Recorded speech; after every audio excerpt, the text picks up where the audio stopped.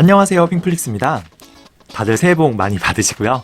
오늘은 작년 2020년 4분기에 이 자산 배분 현황을 비교해 보려고 해요. 아마 자산 시장에 있어서는 진짜 최악의 해가 아니었을까 싶기도 한데요. 제 전체 자산에서 주식 비중은 오히려 2%가 줄어들었어요. 이게 나는 매수를 계속 하고 있는데 비중은 오히려 계속 줄어드는 참 신기한 현상인데요. 밑 빠진 독에 물 붓기가 좀 이런 느낌인가 싶기도 해요. 지난 4분기는 저 개인적으로는 좀 들어오는 돈도 많았고요. 좀 열심히 일해서 현금 흐름도 괜찮았는데 이 세금으로 한 번에 큰 돈을 다 내게 되었어요. 그래서 좀 억울하지만 뭐 어쩔 수 없죠. 자산에는 많은 역성장이 있었는데요. 이 주식 자산만 보면요. 1년 전 대비해서 마이너스 26.5%. 장난 아니죠. 그리고 총 자산으로 봐도요. 15.9% 이제 하락했거든요. 그래서 모든 자산이 지금 다 하락하고 있기 때문에 좀 어쩔 수 없는 일인가 싶기도 해요. 지금 같은 때는 진짜 현금이 왕인 것 같아요. 근데 불과 얼마 전까지만 해도 이 현금은 쓰레기라고 했었는데 세상이 참 변하는 건 한순간입니다. 제가 그래도 현금을 제법 많이 갖고 있어요. 이 주식 대비 사실은 한 20% 이상 되는데 제가 이제 올해 이제 결혼하고 전셋집을 구해야 되기 때문에 그 돈을 제외하고 계산해 보니까 한 10% 정도 되더라고요. 주식 대비해서. 지금 주가가 굉장히 많이 떨어졌죠. 근데 무리해서 투자하지 않고 있어요. 그래서 현금 비중을 계속 10% 정도는 유지를 할 계획이에요. 제가 한번 설명드렸는데 이제 2000년부터 2013년까지 이 미국의 주식시장도 거의 상승이 없었죠. 오히려 막 하락장도 많았고요. 물론 뭐 앞으로 13년 동안 이렇게 된다는 건 아닌데요. 지금의 인플레이션이나 이 고금리나 이 자산 가격 시장의 침체가 좀 상당 기간 계속될 것 같다는 생각도 들어요. 너무 무리하지 않게요. 철저히 이제 그 적립식 투자로 천천히 조금씩 꾸준히 가는 거죠. 그래서 꾸준히 우량 자산을 좀 늘리는 포지션 전략으로 가기 위해서 현금 비중은 한 10% 정도는 좀 유지할 계획입니다. 예전에 이 카르타고랑 로마랑 싸울 때요. 이분이 이제 카르타고의 한니발이라는 장수인데요. 이 알프스를 넘어서 로마로 쳐들어갔죠. 그래서 이 한니발이랑 로마군이 싸우면 계속 지는 거예요. 그래서 결국에 이제 파비우스라는 장군이 그냥 싸우지 말자. 싸우지 말고 이기자는 이 지구전의 전략으로 맞서거든요. 그래서 결국 성공을 하게 되는데 저는 한국 몇 년 동안 이 자산시장도 이런 좀 지지부진한 지구전이 되지 않을까 싶어요. 그래서 제일 중요한 거는 이 살아남는 거거든요. 저희 잘 버텨서 다 살아남기 바랍니다. 지역별 비중은 미국이 67%, 중국이 한 30% 좀 넘는데 중국이 굉장히 선방해줬어요. 이게 너무 많이 하락해서 더 이상 내려갈 것이 없었기 때문일 수도 있는데요. 지금 중국이 경기를 살리기 위해서 이제 금리도 낮추고 있고요. 그리고 여러 가지 규제도 풀면서 좀 애를 쓰고 있는데 그래서 분위기는 좋아요, 지금. 근데 이게 정말 장기적으로 보면은 이 중국도 이 고령화를 과연 극복할 수 있을까? 약간 의심이 되기도 해요. 앞으로 젊은 인구가 파격적으로 늘어나는 곳은 이제 이런 인도랑 동남아 쪽, 그리고 아프리카, 그리고 라틴 아메리카 이 세 곳인데 여기서 태어나는 젊은 인재가 내 인생을 개척하러 내 꿈을 이루러 가는 곳은 아무리 생각해도 이 중국은 아닌 것 같거든요. 저 같아도 안 갈 것 같아요. 그래서 결국은 이 중국 비중을 미래에는 조금씩 줄여야 되는 게 맞지 않나 싶기도 해요. 장기적으로는 일단 미국 80에 중국 20 정도로 가지 않을까. 제가 이제 한국 원화 환율이 너무 이제 오르면서 이 TCK라는 기업에 조금 투자하긴 했는데 지금 별로 환율 매력이 없어졌죠. 그래서 당분간의 한국 투자는 이제 없을 것 같습니다. 섹터별 비중에서는 이제 미국의 IT 섹터의 하락이 두드러졌어요. 이게 달러가치 하락이 좀 컸던 것도 있는데 실제로 이제 아마존, 구글 같은 제 개별 주식의 하락이 굉장히 컸어요. 반면에 중국의 텐센트, 알리바바 같은 이 IT 기업들이 잘 버텨주면서 얘 비중이 좀 오버됐죠. 장기적으로는 이제 미국 IT가 42%, 반도체 20, 중국 IT는 20에서 미래에는 조금씩 낮출 것 같고요. 바이오 친환경은 계속 9%씩. ETF 비중이 이제 50%를 넘었습니다. 아직도 뭐 목표 비중인 60, 70%까지는 좀 더 남았죠. 이게 뭐 별 차이 안 나는데 사실 그래프상으로는 엄청 차이 나는 것처럼 보이네요. 제가 상승장에서 ETF를 얘기하면은 다들 이해를 못해요. ETF 왜 투자하냐, 재미없다. 근데 지금같이 이제 하락장이 오면은 아 하고 좀 깨닫죠. 테슬라조차도 지금 고점 대비해서 거의 70% 이상 하락했어요. 메타나 넷플릭스, 엔비디아 등 처참히 하락한 종목이 꽤 많죠. 근데 이게 개별 주식으로는 그런데 이 나스닥 지수로만 보면은 아직도 30% 정도 하락한 거거든요. 만약에 S&P로 보면은 20%밖에 되지 않아요. 그래서 70%랑 20%는 차이가 크죠. 그래서 이런 ETF 투자는 이 하락장에서 오히려 좀 위력을 발휘하는 것 같아요. 제가 1년 전 대비해서 지금 자산이 이제 마이너스 26% 정도 줄었다고 했는데 제가 이 사이에 사실 매수를 많이 했어요. 그러면은 이것까지 감안하면은 하락한 건 26%가 아니라 사실은 한 3, 40% 된다고 봐야 돼요. 제가 전체 자산에 지금 주식 자산 60%가 넘는데 여기에서 3, 40%가 막 하락하면요. 와, 저도 멘탈이 좀 흔들리거든요.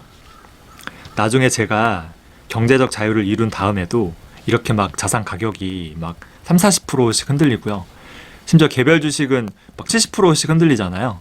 이거를 제가 버틸 수 있을지 모르겠어요. 이게 지금은 제가 꾸준히 소득이 그래도 있고요.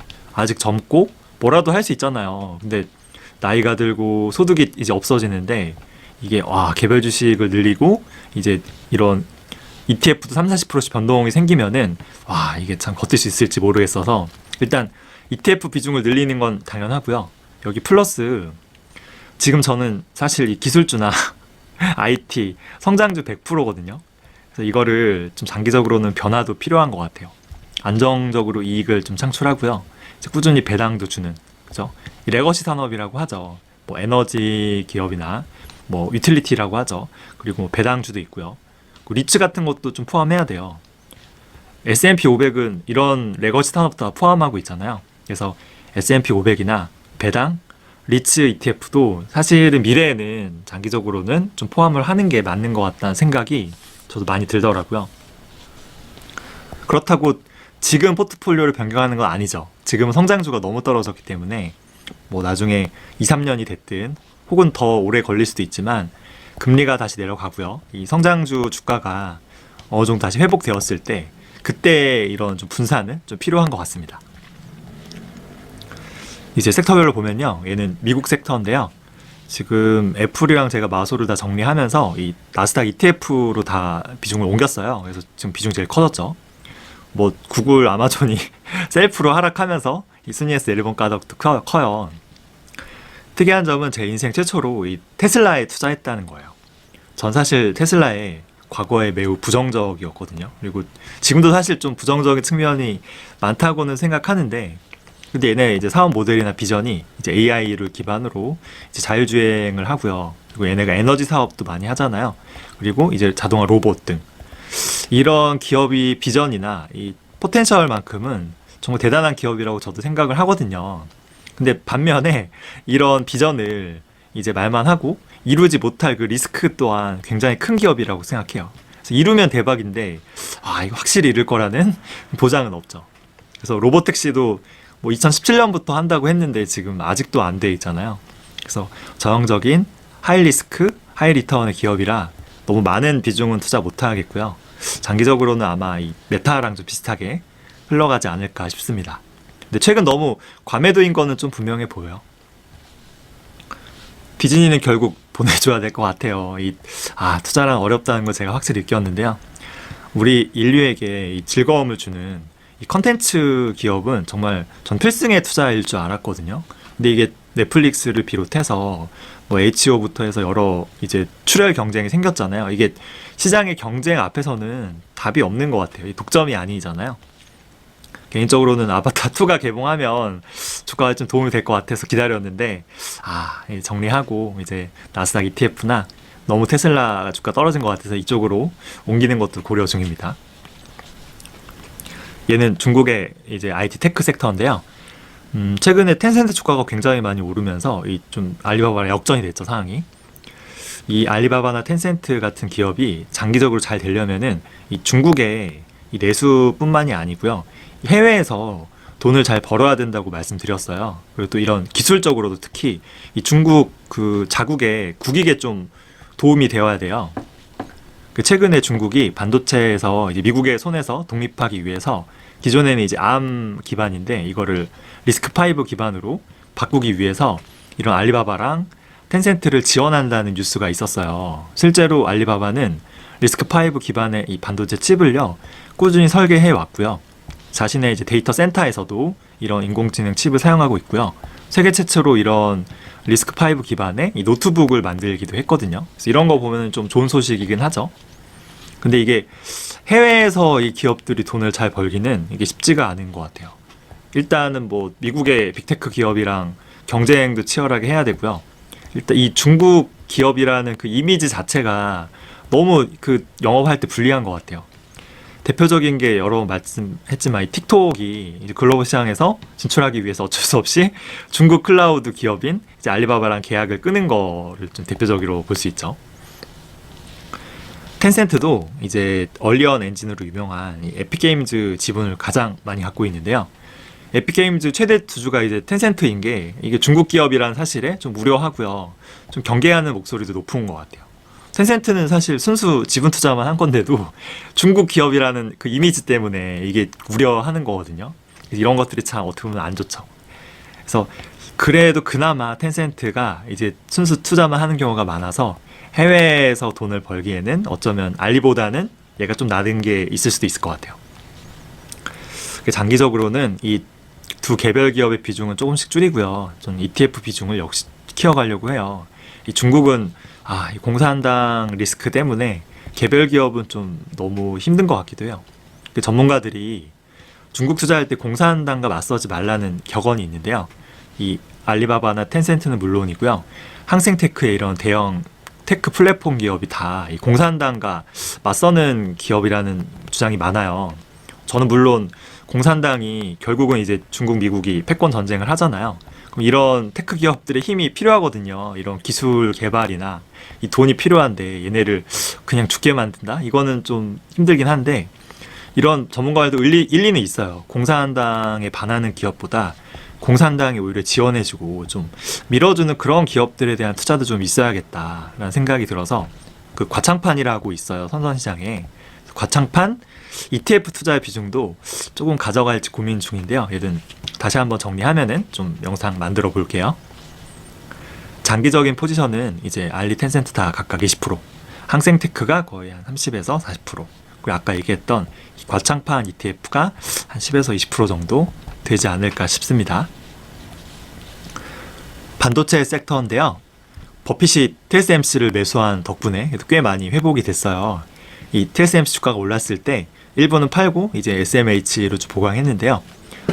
저는 삼성보다는 이 TSMC를 좋게 봤죠. 근데 이제 버핏 형이 이제 투자를 했을 때 댓글들에 이제 비난이 엄청 많았어요. 아니 왜 더 좋은 기업이 삼성에 투자 안 하냐? 버핏도 뭐 한물 갔다. 뭐 이런 불평 비난이 많았는데 아무리 생각해도 이 파운드리에만 집중하고 있는 이 TSMC를 삼성이 따라가기가 이게 쉽지가 않아 보여요.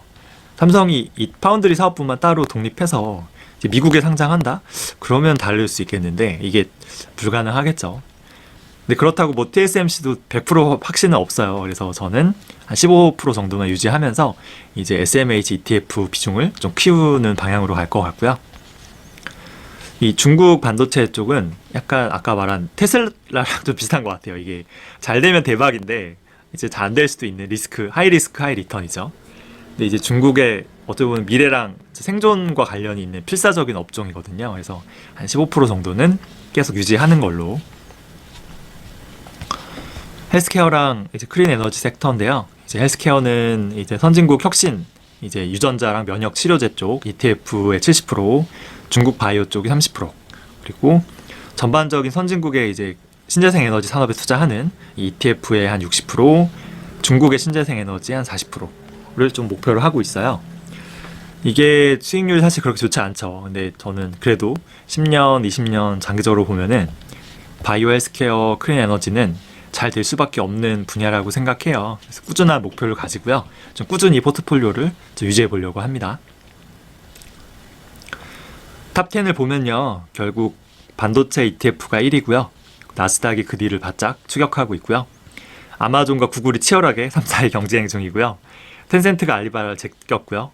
그리고 그 밑으로는 이제 항생테크.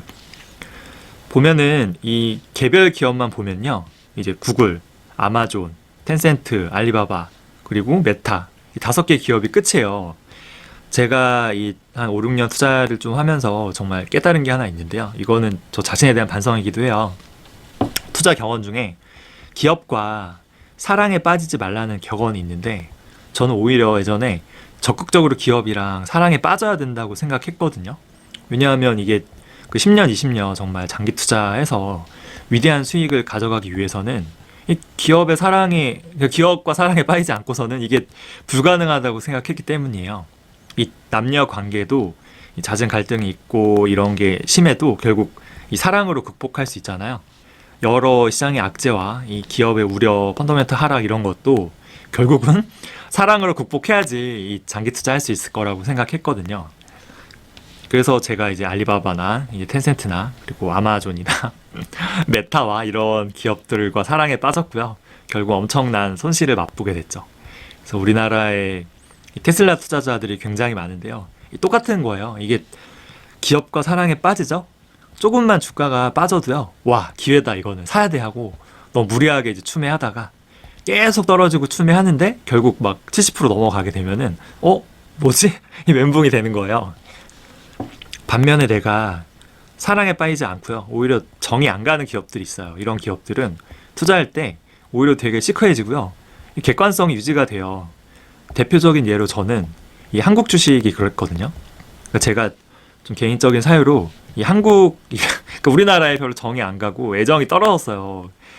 그래서 좀 한국 주식도 괜히 싫더라고요. 그러다 보니까 객관적이고 오히려 좀 냉철해지는데 이게 한국 주식이 많이 오를 때도요.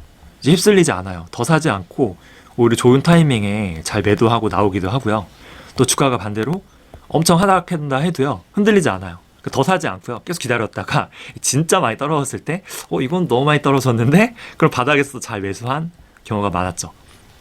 이게 운칠기삼이라고 운이 제일 크겠죠. 근데 제가 한국 주식에 워낙 애정이 없다 보니까 이 감정이 흔들리지 않는 거예요.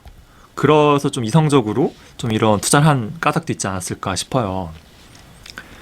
테슬라도 마찬가지인데요. 제가 테슬라를 별로 사랑하지 않는 투자자다 보니까 제가 테슬라 사랑했죠? 그러면은 좀만 떨어졌을 때부터 계속 매수했을 거예요. 근데 제가 뭐 별로 애정이 없는 기업이다 보니까요.